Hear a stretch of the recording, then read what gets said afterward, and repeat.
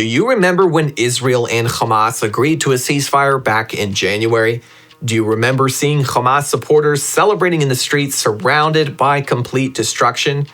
They claim to have won the war, and they did, at least in their own minds. And until we in the West can understand what winning looks like to terrorists like Hamas and their supporters, we will never be able to wage an effective war against them. I'm Ben Hilton, and this is the Israel Guys. It was January 19th, and a major ceasefire had just taken effect. This ceasefire had the potential to end the war that had been raging for over a year. Take a look at this clip from around that time.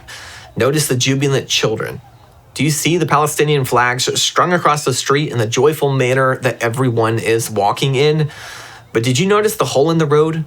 Or the fact that the buildings that the flags are strung from look like they could collapse at any given moment? It's against this backdrop that the Palestinians are declaring victory. Everyone, from the commoner on the street to the Hamas fighters that have been hiding underground in tunnels, to Hamas's leaders in Qatar living it up in five-star hotels, are celebrating. Countless posts on X proudly declare victory. Hamas has won the war. But how can that be? Gaza has largely been destroyed. Many buildings have been completely leveled by the fighting, and many of those that remain have been heavily damaged. Despite this, we see people everywhere proudly making the victory symbol with their fingers. I'm sure a lot of you thought that that was a symbol for peace, but over here, it means victory. So what's going on? By every measurable metric, nothing looks like victory. Let's watch a bit more from that last clip because this Palestinian woman is going to give us some clues. Now, this clip isn't from the beginning of the ceasefire, but it was filmed on the day that Hamas released the bodies of the Bibas family. Listen carefully to what she is saying.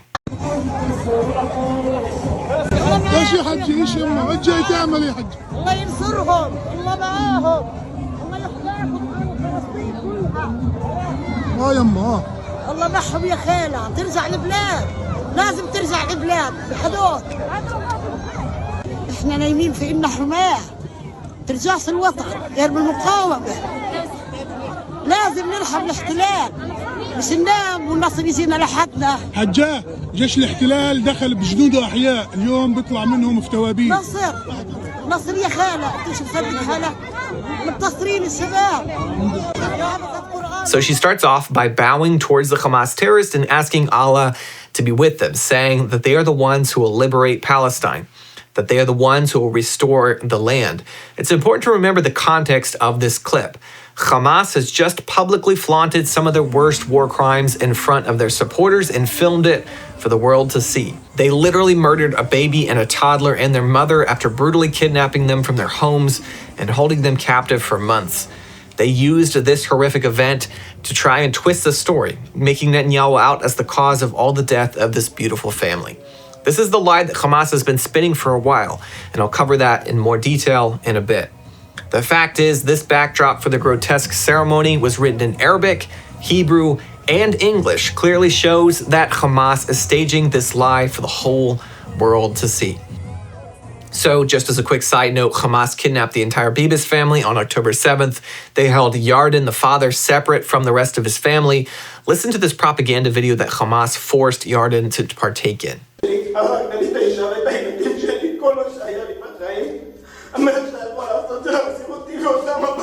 They convinced Yarden that Israel had killed his family in an airstrike, and unfortunately, through this propaganda video, many believed this to be the fact. Hamas has harnessed this lie very effectively, which is one of the reasons why so many are protesting in the streets, calling for the end of the war, no matter the cost. Hamas used this momentum to cause a strife within Israel, something that persists to this day. And that's despite what the forensic investigations of the Bibas children revealed. They hadn't been killed in an airstrike. They were killed at the hands of their captors, brutally. Let's jump back to that Palestinian woman at the Bibas family ceremony. The next thing she says is that the occupation must be defeated, and we cannot sleep and expect victory to come to us. The man filming exclaims, the occupation army entered Gaza with its soldiers and they were alive, but today they're leaving in coffins. To this she replies, victory, victory. You can't believe it, but we are victorious. So right there, she spells it out clearly. Victory is not about winning or losing a war. Victory is based on killing Jews, while also remaining alive to attack them again at a later time. Don't go anywhere. We have a lot more to get into, but first, you probably have investments in the American stock market. But did you know that you can diversify and invest some money in Israel as well? We're not talking about investing in a specific company or risky venture. This is investing in the overall success of the state of Israel through Israeli stocks and bonds, just like you would in America. Our sponsor and friends over at Wise Money Israel are American Israelis who know both the American and Israeli stock markets. They offer the same professional management and standards you'd expect from any U.S. investment firm. I've actually personally been a client of Wise Money Israel, allowing me to diversify my investments to also include the Israeli stock market. This is not only a blessing for me, but it's also a blessing for the state of Israel, something I firmly believe is the right thing to do as believers. Click on the link in the description down below or visit wisemoneyisrael.com/theisraelguys for a free consultation today. That's wisemoneyisrael.com/theisraelguys. So back to these videos. Can you imagine being so brainwashed that your whole existence is tied to killing Jews? This isn't just a one case either. Many of you will remember that terrorist that entered Israel on October 7th, and after killing 10 Jews, he proudly called his family in Gaza, telling of the horrors he had just committed. And what was their response? His father praises Allah at the news. I'm going to play a section of that phone call for you. Listen how excited they all are. أنا قاعد أكلمك من جوبا بسيم. افتح الواتس تبعه قول له وين شوف كيف قتله شوف كيف قتلك بيدي يابا ابنك قتل يهود هاي دخل مفلسين يابا ربنا يحميك يا رب ربنا يحميك يابا قاعد أكلمك من جوال يهودية قتلتها وقتلت جوزها 10 بيدي يابا قتلت 10 يابا 10 بيدي قتلت. Can you imagine something like this? I mean, this kind of behavior is completely outside of our grid for what we consider to be normal. The closest thing we have to compare this to is one of those high-profile homicide cases, but almost always we see the accused showing remorse, showing some kind of regret for the terrible things they have done. But not here. Assuming this terrorist made it home, from the way that phone call went, I'd expect his parents to have cake and drinks and the whole neighborhood over to celebrate his accomplishment. But even if he didn't make it home that day, there still would be celebrations. Take a look at these few clips showing mothers who have lost sons fighting Israel. حب ولا شهادة ليل نهار كل ديلي ما استشهد بوس ايدي ويجي بوس رجلي وكل مشان الله ما ديلي استشهد ديلي استشهد كل الله يعطيك يما الله يعطيك اللي بدك اياه الله يعطيك الله يعطيك. Or how about this mother who lost all 4 of her children and is now eagerly awaiting for her grandsons to be killed as well. أنا أم 4 شهداء بضليش ولا ولد وبفتخر فيهم والحمد لله اللهم أجرنا بمصيبتنا وخلفنا خيرا منها ونتنياهو مستعدين نضحي كمان وكمان وكمان وكمان اللهم خذ من دمائنا وأرواحنا وأولادنا وكمان عندي أحفاد 2 مستعدين هدول لسبيل الله كلنا لسبيل الله الله أكبر ولله الحمد الله أكبر ولله الحمد.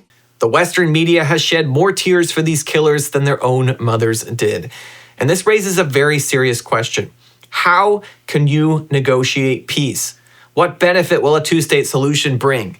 When a mother has lost all respect for the life of her children and prefers to see them dead, having sacrificed themselves to Allah, what peace can be negotiated? The situation in Gaza and Judea and Samaria is dire. Our politicians can't understand it. The news does not understand it. The words of Golda Meir continue to ring true even to this day. Peace will come when the Arabs will love their children more than they hate us.